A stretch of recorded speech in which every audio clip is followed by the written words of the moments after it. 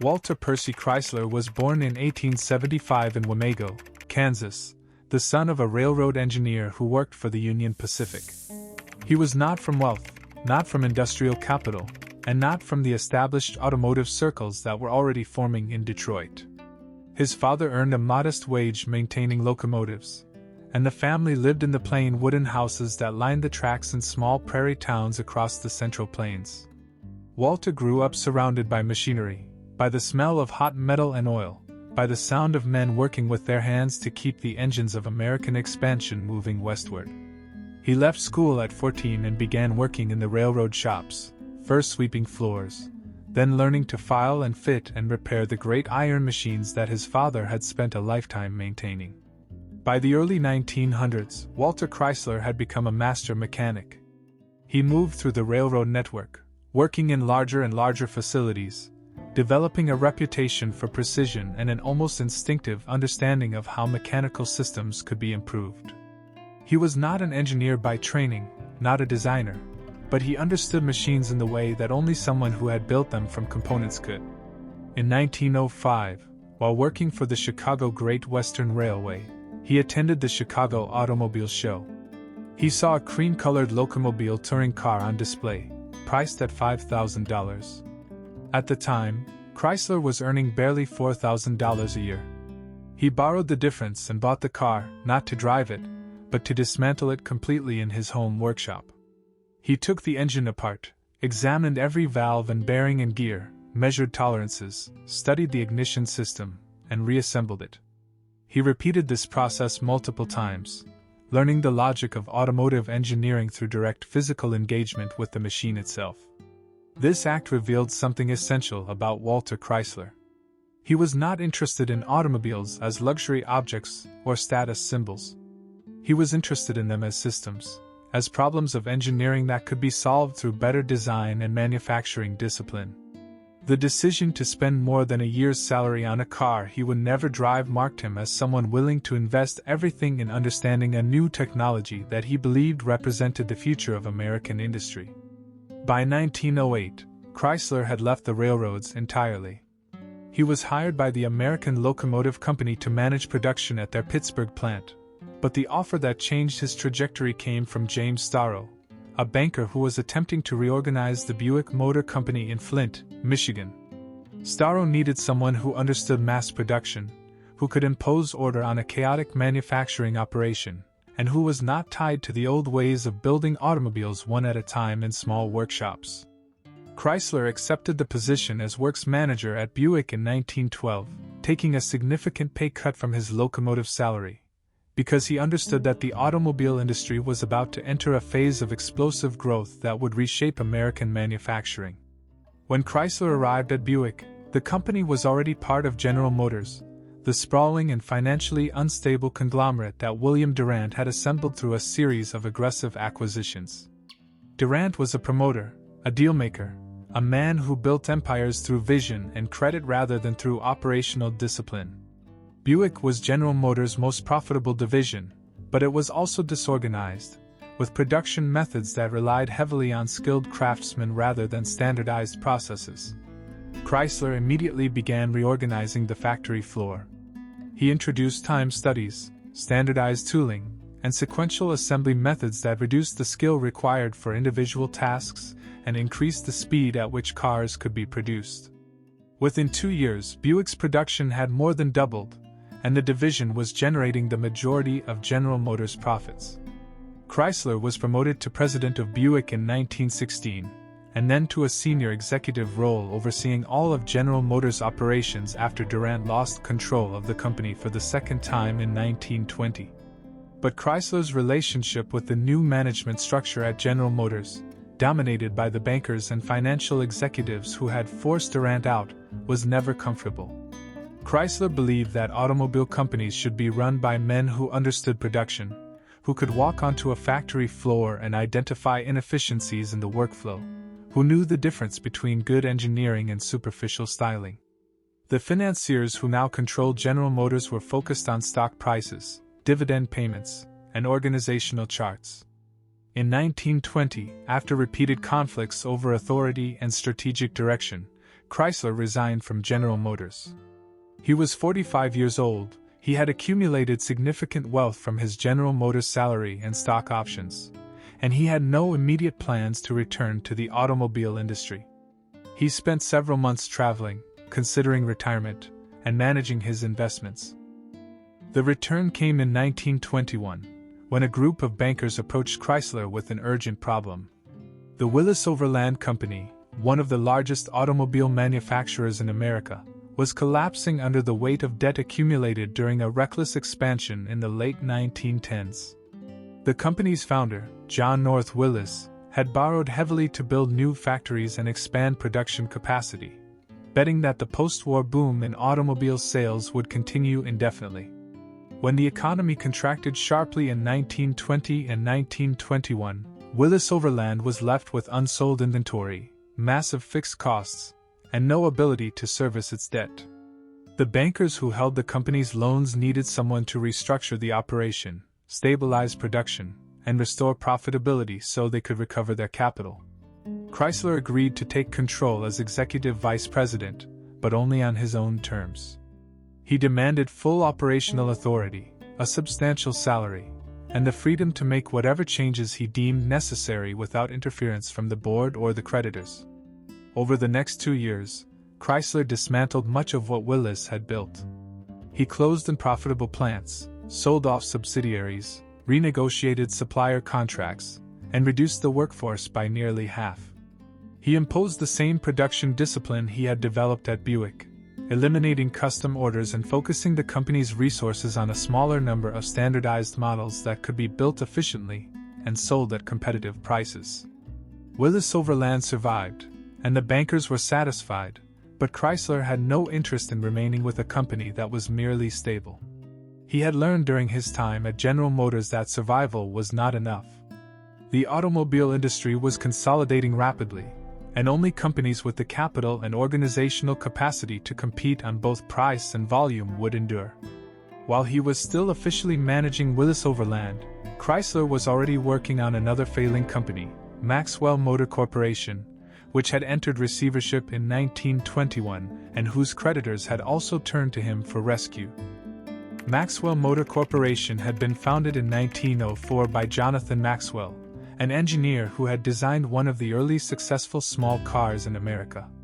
The company had grown steadily through the 1910s, producing reliable and affordable vehicles that appealed to middle-class buyers who could not afford a Ford but wanted something more substantial than the cheapest runabouts on the market.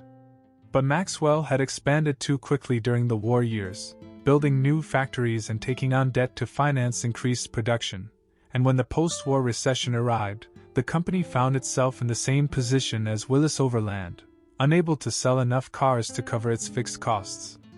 By 1921, Maxwell was effectively bankrupt, its factories idle, its dealer network collapsing, and its remaining assets controlled by a committee of bankers who were trying to salvage whatever value they could from the wreckage. Walter Chrysler took control of Maxwell in 1923, after negotiating a restructuring agreement that gave him operational authority and a significant ownership stake in exchange for his commitment to restore the company to profitability. He immediately recognized that Maxwell's fundamental problem was not production efficiency or cost structure, but product design.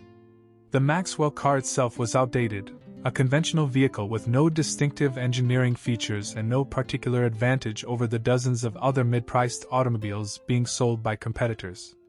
Chrysler understood that rescuing Maxwell would require more than financial reorganization. It would require the creation of an entirely new automobile, one that embodied the lessons he had learned during 15 years in the industry about what American buyers actually wanted and what American factories could actually build at competitive cost. Chrysler assembled a small engineering team, led by 3 men who would become central to everything that followed. Fred Zetter, Owen Skelton, and Carl Breer were young engineers who had worked together at the Studebaker Corporation, designing advanced engines and chassis systems that Studebaker's conservative management had refused to put into production. Chrysler hired them away in 1923 and gave them a clear mandate. He wanted a 6-cylinder automobile that could be sold for under $1,500, a price point that was significantly below what other six-cylinder cars commanded but above the Ford Model T and the Chevrolet 4.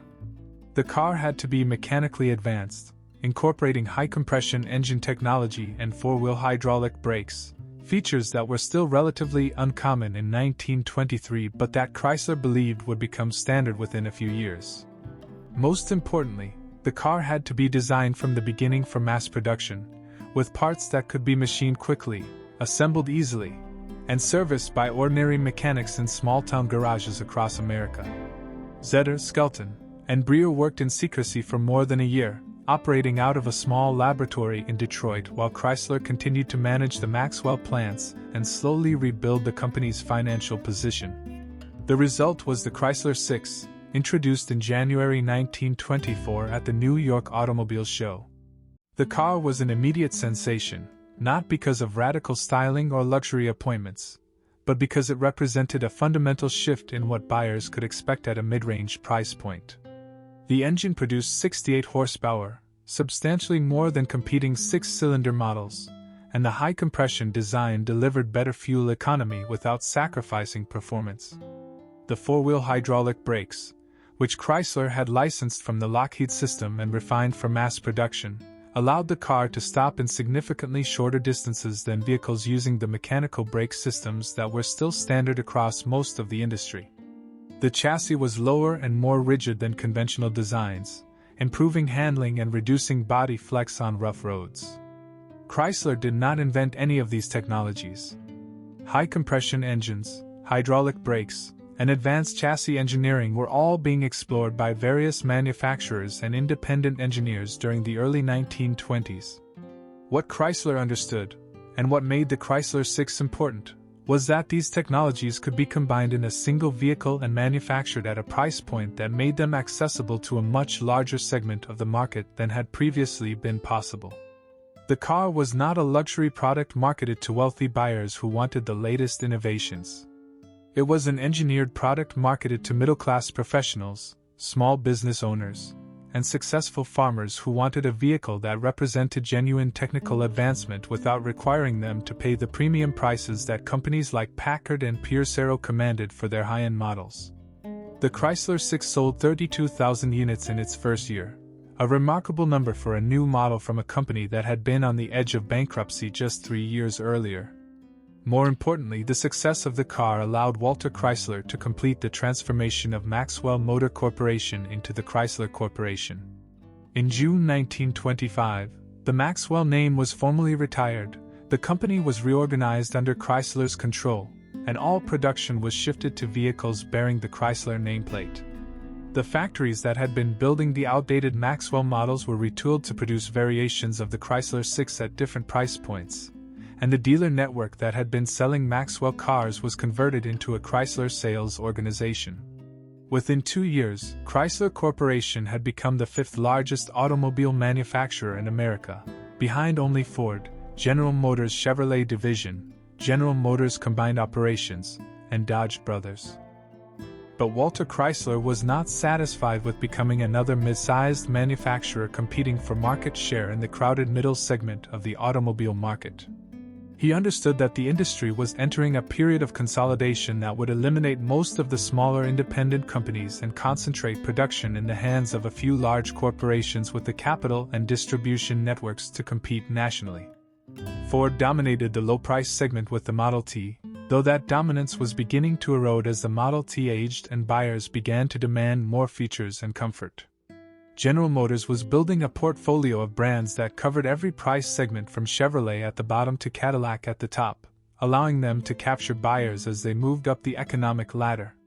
Chrysler needed a similar structure, a portfolio of brands that would allow the company to compete across the full range of the market and retain customer loyalty as their income and preferences changed. In July 1928, Chrysler Corporation acquired Dodge Brothers for $170 million, the largest acquisition in the history of the automobile industry to that point. Dodge Brothers had been founded in 1914 by John and Horace Dodge, two machinists who had made their fortunes supplying engines and components to Henry Ford before deciding to build their own cars. The Dodge car had established a reputation for durability and solid construction, appealing to buyers who wanted something tougher and more reliable than the light vehicles that Ford and other low-price manufacturers were selling. By the mid-1920s, Dodge was one of the largest automobile companies in America, consistently ranking in the top 5 in total production. But both Dodge brothers had died in 1920, and the company had been managed by a succession of executives and investment bankers who lacked the technical knowledge and strategic vision to keep pace with the rapid changes in the industry. When the widows of the Dodge brothers decided to sell the company in 1928, Walter Chrysler moved decisively to acquire it. The acquisition of Dodge gave Chrysler Corporation immediate scale and geographic reach. Dodge's factories were modern and well-equipped, its dealer network was extensive and well-established, and the Dodge brand carried genuine value in the market. More importantly, the acquisition allowed Chrysler to implement the multi-brand strategy that he had been planning since the mid-1920s.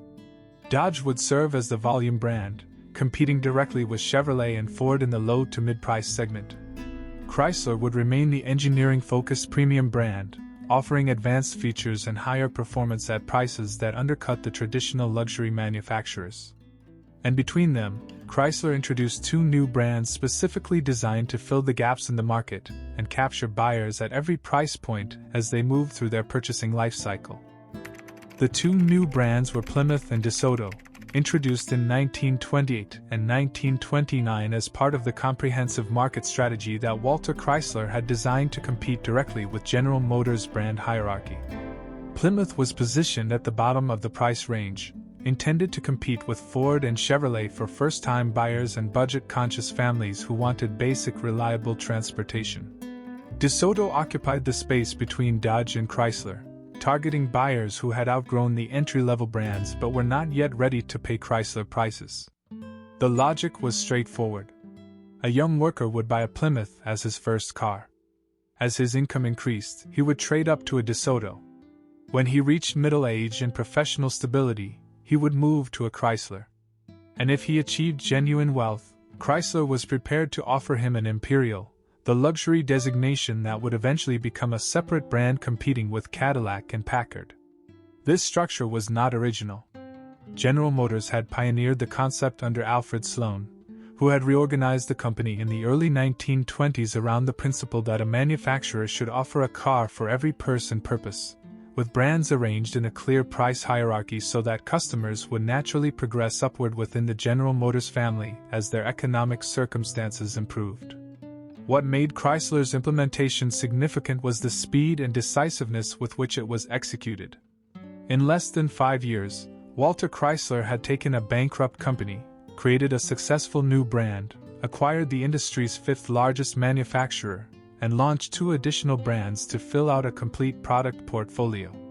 By 1929, Chrysler Corporation was the 3rd largest automobile manufacturer in America, trailing only Ford and General Motors, and it had achieved this position through a combination of engineering innovation, aggressive expansion, and ruthless operational discipline. The timing of Chrysler's rise was both fortunate and precarious.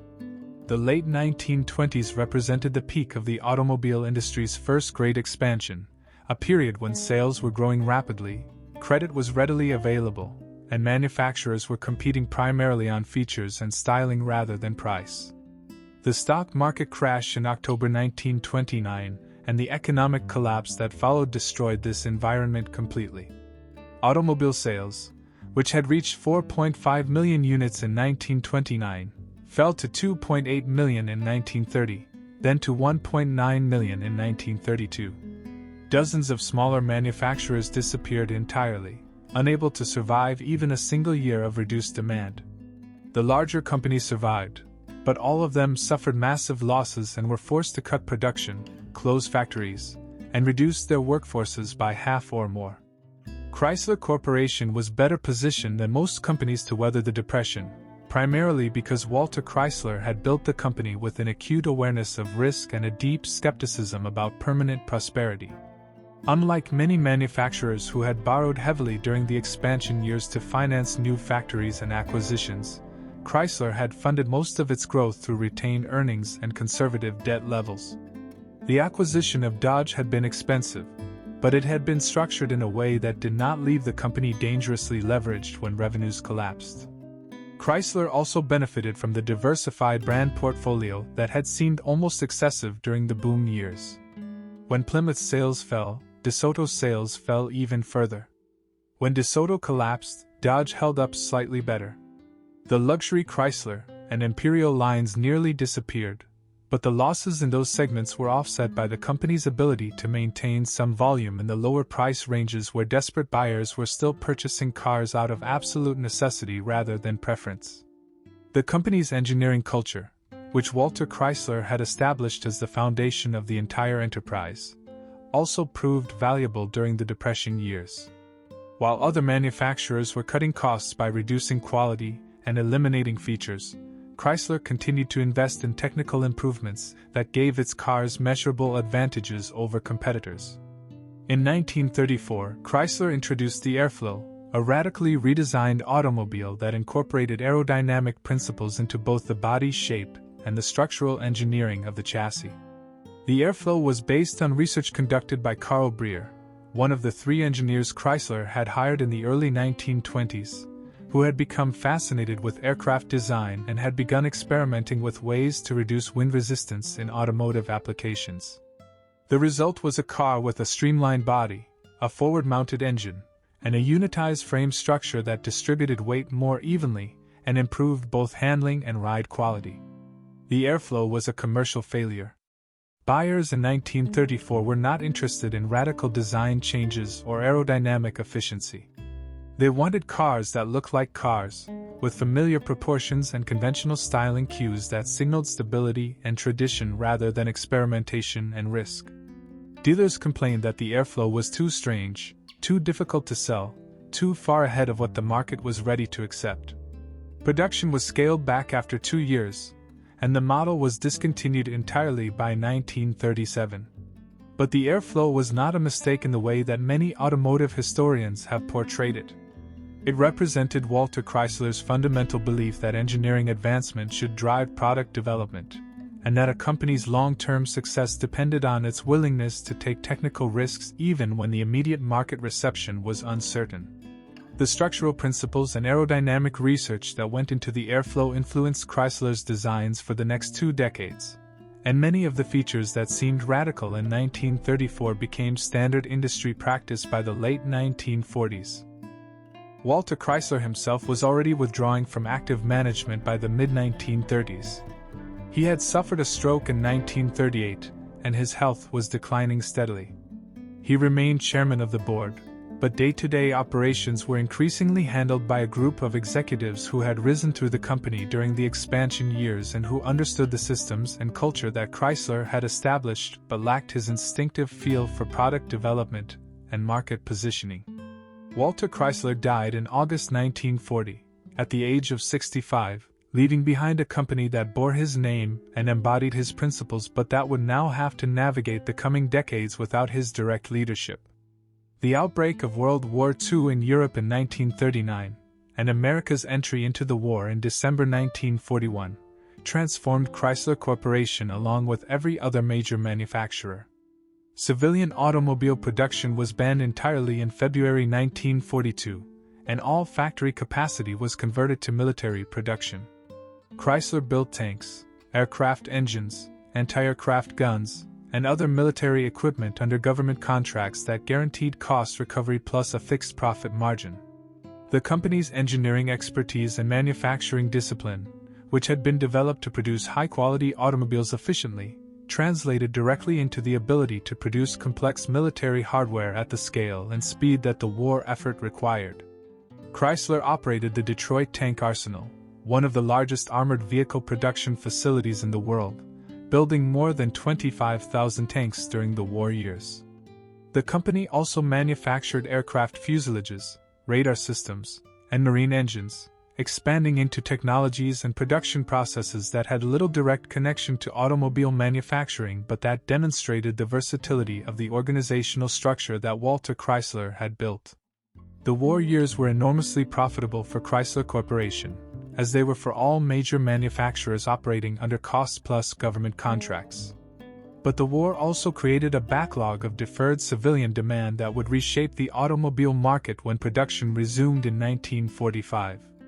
Millions of Americans who had postponed purchasing cars during the Depression and the war years were now earning steady wages, had accumulated savings, and were desperate for new vehicles to replace the aging cars they had been maintaining for a decade or more. The challenge for Chrysler, and for every manufacturer, was how to transition from military production back to civilian automobiles, how to retool factories that had been building tanks and aircraft for 4 years, and how to design new models that would appeal to a market that had changed fundamentally during the war. The immediate post-war years from 1945 through 1948 were characterized by shortages, production bottlenecks, and fierce competition for materials and labor as manufacturers raced to resume civilian automobile production.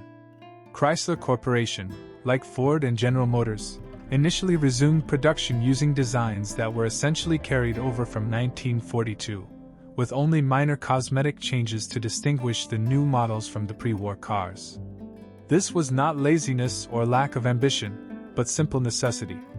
The tooling required to produce entirely new body designs took years to develop and manufacture, and no company could afford to wait that long when customers were willing to buy virtually anything with 4 wheels and an engine. Chrysler sold every car it could build through 1948, often at prices above the official list because dealers could extract premiums from buyers who were desperate for immediate delivery. But by 1949, the seller's market was beginning to erode.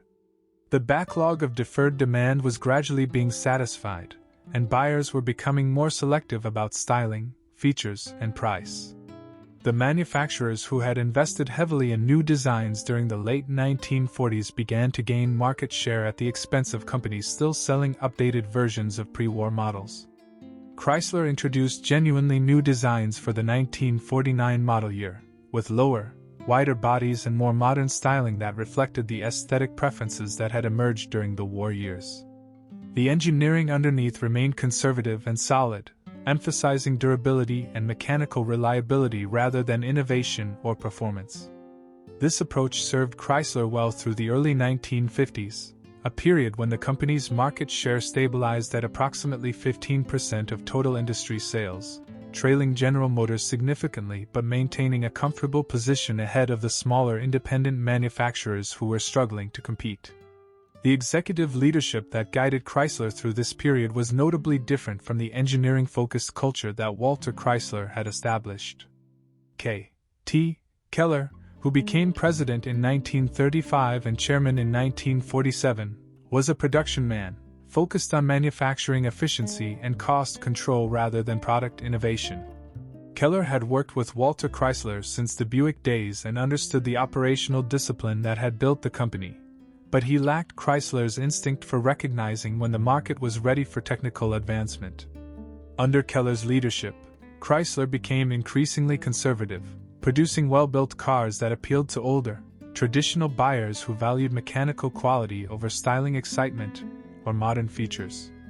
This conservatism was commercially successful in the immediate post-war years when reliability and availability mattered more than aesthetics, but it left Chrysler vulnerable as the market began to shift toward younger buyers who wanted cars that looked and felt contemporary. The shift became unmistakable in the mid-1950s.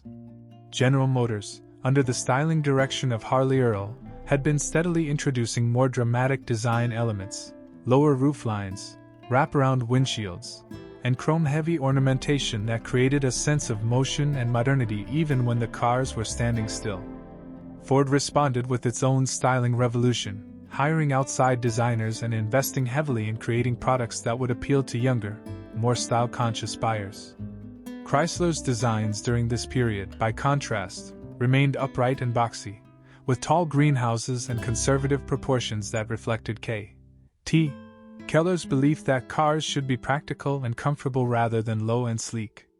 Keller reportedly insisted that a man should be able to wear his hat while sitting in a Chrysler, a design philosophy that seemed increasingly out of touch with a market that was moving rapidly toward lower, longer, and more visually aggressive styling. Chrysler's market share began to decline in 1954 and continued falling through the mid-50s. The company was still profitable, still producing mechanically sound vehicles, but it was losing ground to competitors who understood that the post-war market was fundamentally different from the market of the 1930s and 40s.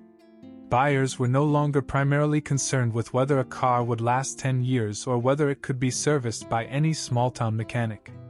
They wanted cars that reflected their aspirations, that communicated status and modernity, that made them feel like they were participating in the prosperity and technological progress that defined American life in the 1950s.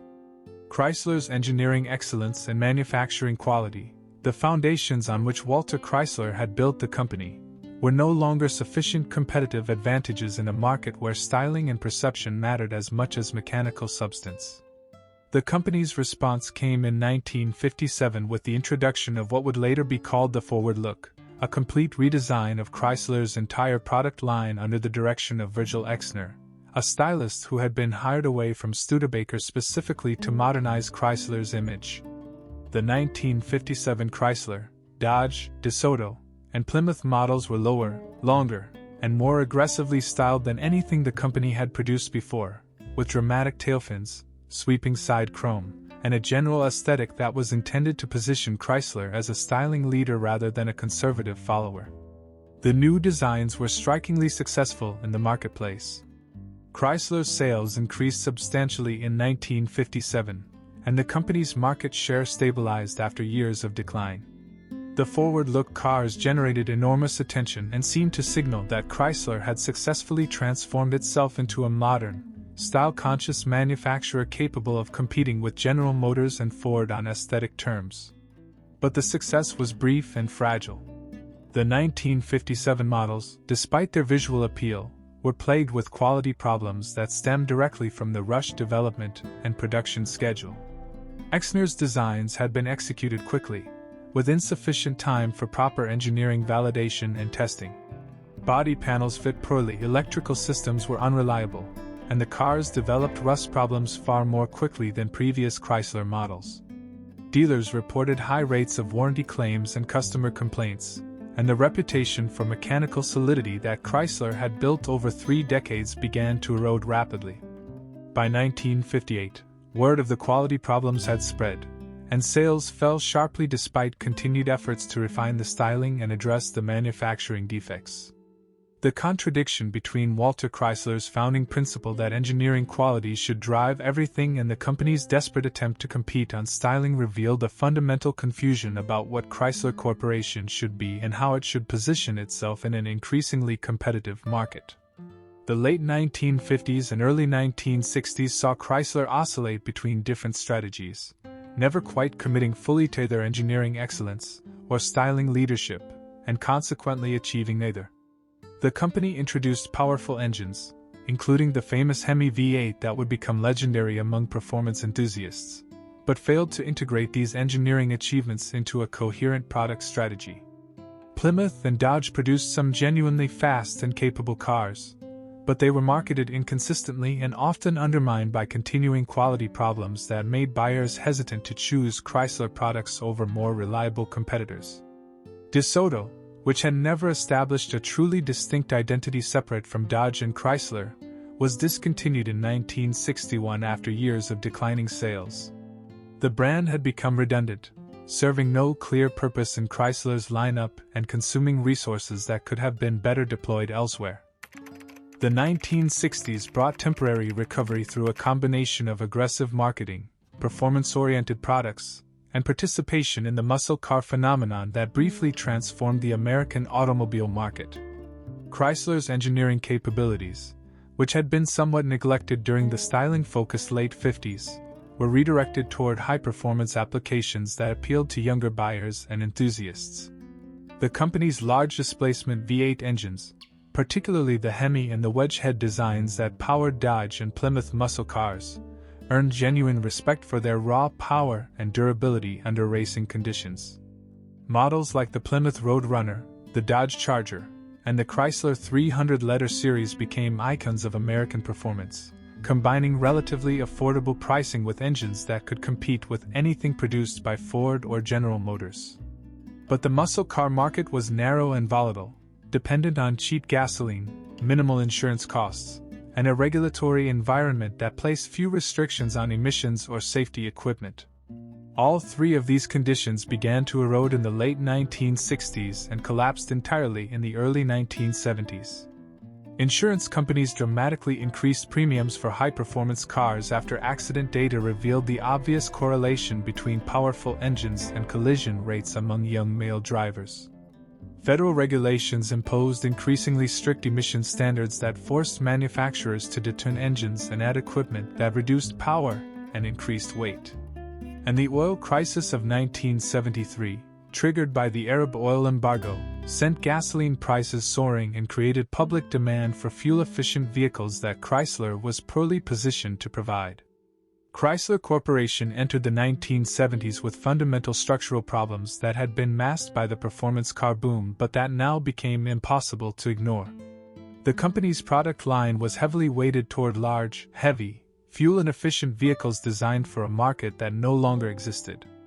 Plymouth and Dodge dealers were stuck with inventory of cars that buyers actively avoided as gasoline prices remained high, and economic uncertainty made large car purchases seem irresponsible. Chrysler had virtually no presence in the small car segment that was now growing rapidly as imports from Japan and Europe gained market share among cost-conscious American buyers. The company's attempts to develop competitive small cars had been consistently unsuccessful, hampered by engineering cultures and manufacturing systems that were optimized for building large vehicles and that could not easily adapt to the tighter tolerances and different material requirements that small, efficient cars demanded. The company's financial position deteriorated rapidly. Market share fell from 15% in the late 1960s to less than 12% by the mid-70s. Factories operated well below capacity, generating enormous fixed costs that could not be recovered through reduced sales volumes. Labor costs continued to rise under union contracts that had been negotiated during more prosperous times, and that Chrysler lacked the financial strength to renegotiate. Management turnover was constant, with executives rotating through leadership positions without staying long enough to implement coherent long-term strategies. Lynn Townsend, who had led the company through the 1960s, retired in 1975, leaving behind an organization that was bloated, inefficient, and structured around assumptions about the American automobile market that were no longer valid. The crisis reached its peak in 1979 when Chrysler Corporation faced imminent bankruptcy. The company had lost more than $1 billion over the previous 2 years, its credit lines were exhausted, and suppliers were refusing to ship parts without immediate payment. The board of directors, in a desperate final attempt to save the company, recruited Lee Iacocca, the former president of Ford Motor Company who had been fired by Henry Ford II in 1978 after personality conflicts and power struggles made his position untenable.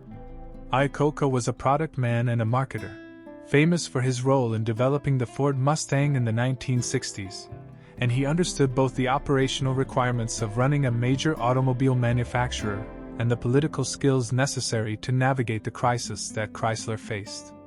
Iacocca's first actions were brutal but necessary.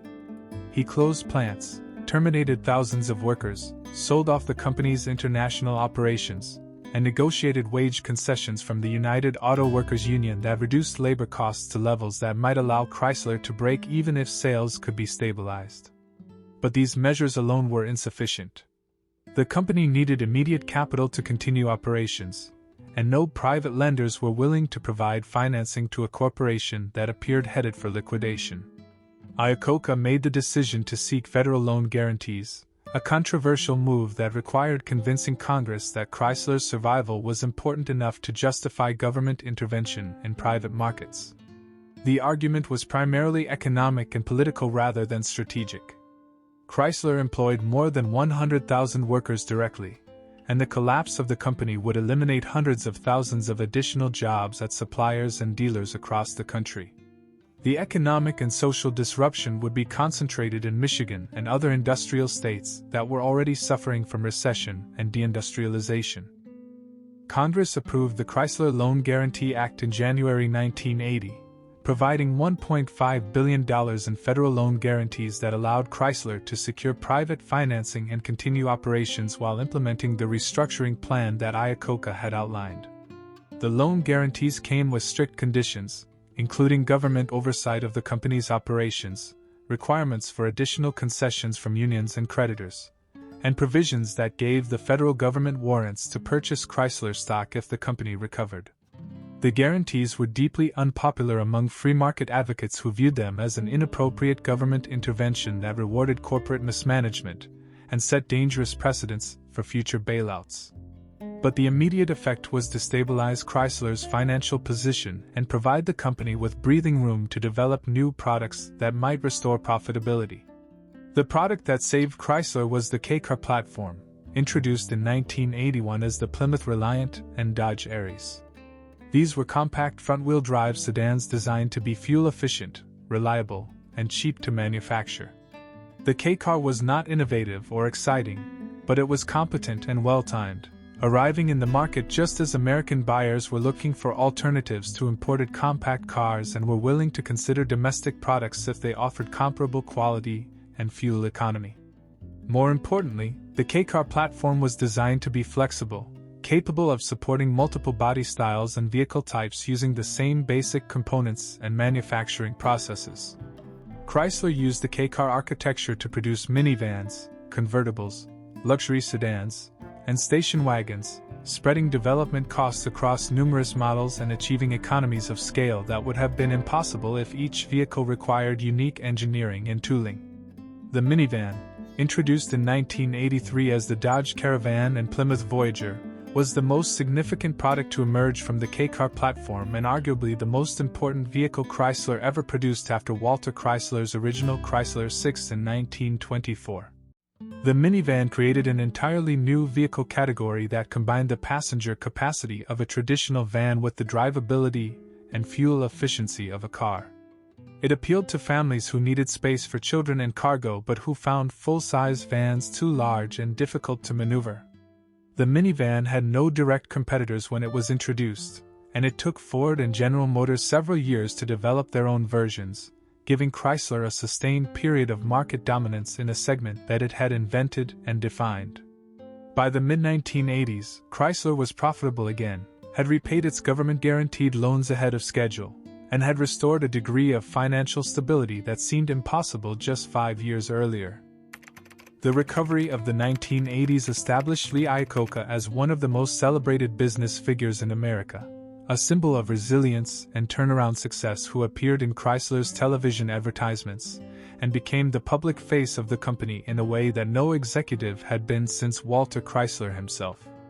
But the recovery was narrower and more fragile than the public narrative suggested. Chrysler remained the smallest of the Detroit three manufacturers, with limited financial resources to invest in new product development and a dealer network that was still weaker than those of Ford and General Motors. The company's profitability depended heavily on the minivan and on a few other successful niche products, particularly the Jeep brand that Chrysler had acquired in 1987 when it purchased American Motors Corporation. The Jeep acquisition was strategically important because it gave Chrysler ownership of a brand with genuine heritage and customer loyalty, particularly in the growing sport utility vehicle segment that would dominate the American market through the 1990s. American Motors had been struggling for years, unable to compete with the larger manufacturers in conventional passenger cars, but Jeep retained value as a distinct product line that could be developed and marketed separately. Chrysler paid approximately $1.5 billion for American Motors, primarily to obtain Jeep, and immediately began integrating Jeep production into Chrysler's manufacturing system and expanding the model range to include more car-like SUVs that appealed to suburban families rather than off-road enthusiasts. Through the 1990s, Chrysler experienced a period of relative prosperity driven by strong SUV and minivan sales, aggressive cost management, and a series of popular vehicles that included the Dodge Ram pickup truck, redesigned in 1994 with bold styling that differentiated it from the conservative trucks offered by Ford and General Motors, and the Plymouth Prowler, a retro-styled roadster that generated attention far beyond its limited sales numbers. The company's financial performance improved steadily, and by the mid-90s, Chrysler was generating substantial profits and appeared to have finally achieved the stability and market position that had eluded it for decades. But Chrysler's management recognized that the company's independence was unlikely to be sustainable over the long term. The global automobile industry was consolidating rapidly as manufacturers sought scale advantages in purchasing, technology development, and market access. Companies that operated only in North America or only in specific regional markets were increasingly vulnerable to economic downturns and shifts in consumer preferences. In 1998, Chrysler Corporation merged with Daimler-Benz, the German manufacturer of Mercedes-Benz luxury vehicles, in a transaction that was presented as a merger of equals but that functioned as an acquisition of Chrysler by the larger and more financially secure German company. The merger was valued at $36 billion and created Daimler Chrysler, a global automotive corporation with operations in North America, Europe, and Asia. The Daimler-Chrysler merger was troubled from the beginning. Cultural conflicts between the engineering-focused German management and the more marketing-oriented American operations created constant friction. Promised synergies in technology sharing and component sourcing failed to materialize as the two organizations proved fundamentally incompatible in their approaches to product development and manufacturing. Chrysler's profitability, which had been strong in the late 1990s, deteriorated rapidly in the early 2000s as product development was delayed, quality problems reemerged, and the company's model lineup aged without adequate investment in replacements. Daimler gradually lost interest in the American operations, viewing Chrysler as a financial burden rather than a strategic asset, and by 2007 was actively seeking buyers for the struggling division. In 2007, Daimler sold Chrysler to Cerberus Capital Management, a private equity firm, for $7.4 billion, a fraction of what Daimler had paid less than a decade earlier. The sale was structured to offload Chrysler's pension liabilities and legacy costs onto the new owners while allowing Daimler to exit a relationship that had destroyed shareholder value and damaged the Mercedes-Benz brand through association with Chrysler's quality problems. Cerberus took control of Chrysler with plans to restructure the company, reduce costs, and potentially merge it with General Motors or another manufacturer to achieve the scale that Chrysler could not reach independently. But the global financial crisis of 2008 intervened before any restructuring plan could be implemented. The economic collapse that began in September 2008 devastated the American automobile industry. Sales fell by nearly 40% within months as credit markets froze and consumers stopped making major purchases. Chrysler, which had been weak even before the crisis, was pushed immediately to the edge of bankruptcy. The company burned through its cash reserves, exhausted its credit lines, and entered 2009 with no viable path to survival without external intervention. General Motors faced similar circumstances, and both companies requested emergency federal assistance to avoid immediate liquidation. The Obama administration, which took office in January 2009, agreed to provide short-term financing but only on the condition that both companies enter managed bankruptcy proceedings to restructure their debts, renegotiate union contracts, and eliminate unprofitable operations. Chrysler filed for bankruptcy in April 2009. The proceedings lasted just 42 days, an extraordinarily compressed timeline that was possible only because the federal government effectively controlled the process and had predetermined the outcome. Chrysler emerged from bankruptcy under the ownership of Fiat, the Italian automobile manufacturer, which acquired a majority stake in exchange for providing small car technology and international distribution channels that Chrysler lacked. The bankruptcy eliminated billions of dollars in debt, closed underperforming dealerships, and reduced labor costs through renegotiated union agreements. It also severed Chrysler's connection to its past, wiping out the equity held by previous owners and fundamentally transforming the company into something new, no longer an independent American corporation but a subsidiary of a foreign manufacturer that would eventually absorb it entirely. Fiat Chrysler Automobiles was formally created in 2014 through the complete merger of Fiat and Chrysler operations.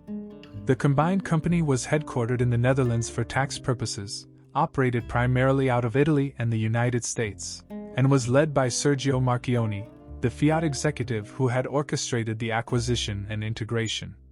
Under Marchioni's leadership, Chrysler's remaining brands were rationalized further. Plymouth had already been discontinued in 2001. Dodge was reduced to a performance and truck brand. Chrysler itself became a minor division producing minivans and a few sedan models. The valuable assets were Jeep, which continued to grow globally, and Ram, which had been separated from Dodge to operate as an independent truck brand. In 2021, Fiat Chrysler Automobiles merged with PSA Group, the French manufacturer that owned Peugeot, Citroën, and other European brands, creating Stellantis, a global automotive conglomerate that ranks among the largest manufacturers in the world by production volume. Within Stellantis, Chrysler exists as one brand among 14, producing only 2 models as of the mid-2020s and serving primarily as a legacy nameplate with diminishing market relevance. The Chrysler name, which once represented American industrial ambition and engineering excellence, now identifies a marginal division of a European holding company that allocates resources based on global profitability calculations rather than national or historical sentiment. The trajectory from Walter Chrysler's first factory in 1925 to Stellantis in 2021 represents one complete cycle of American industrial history.